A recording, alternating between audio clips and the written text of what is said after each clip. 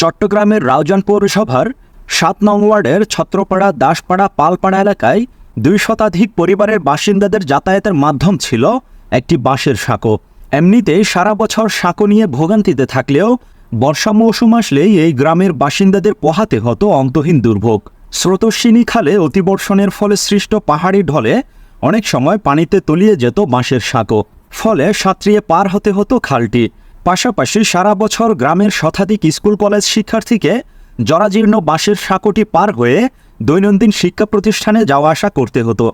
যুগের পর যুগ ধরে চলমান সীমাহীন ভোগান্তির এই বাঁশের সাঁকোর দুঃখ গুছিয়ে ১.৫ শতাধিক পরিবারের মুখে হাসি ফোটাতে রাউজানের সাংসদ এবিএম ফজলে করিম চৌধুরীর নির্দেশনায় স্টিল ব্রিজ নির্মাণ করছে রাউজান পৌরসভার মেয়র জমির উদ্দিন পারভেজ।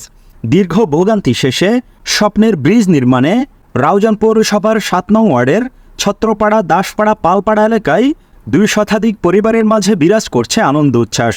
খালের এই পারে আর ওই পারে আমরা দুটাই বাড়ি, তো ৭ নম্বর ওয়ার্ড নিয়ে মানে খালের জন্য আমাদের আসা যাওয়াটা অনেক কষ্টকর হয়ে যেত।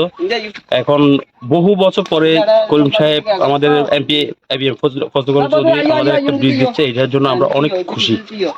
আর আমাদের যাতায়াতের রাস্তার মধ্যে একটা লাইট নেই, যদি আমরা লাইট পাই ব্রিজের সাথে সাথে তাহলে আমরা আরো অনেক উপকৃত হব।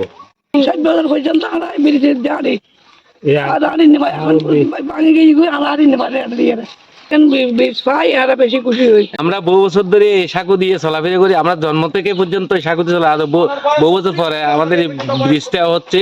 আমরা এমপি সাহেবের কাছে ধন্যবাদ এবং পারভেজ সাহেবের কাছে আমরা কৃতজ্ঞতা।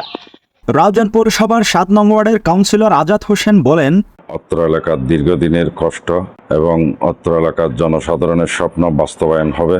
আমি আর মেয়র মহোদয় অতি দ্রুত চেষ্টা করতেছি এই ব্রিজটা কাজ করে দেওয়ার জন্য।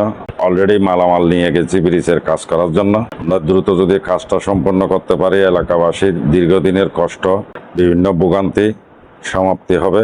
স্থানীয় সমাজকর্মী মাওলানা এনাম বলেন, এলাকার মানুষের দুর্ভোগ লাঘবে সাংসদ ফজলে করিম চৌধুরীর নির্দেশনায় পৌর মেয়র জমির উদ্দিন পারভেজ ও কাউন্সিলর আজাদ হোসেন যেভাবে সহযোগিতার হাত প্রসারিত করেছে সেটি সত্যি প্রশংসনীয় ও মানবিকতার দৃষ্টান্ত হয়ে থাকবে। নিউজ ডেস্ক, সময়ের কাগজ।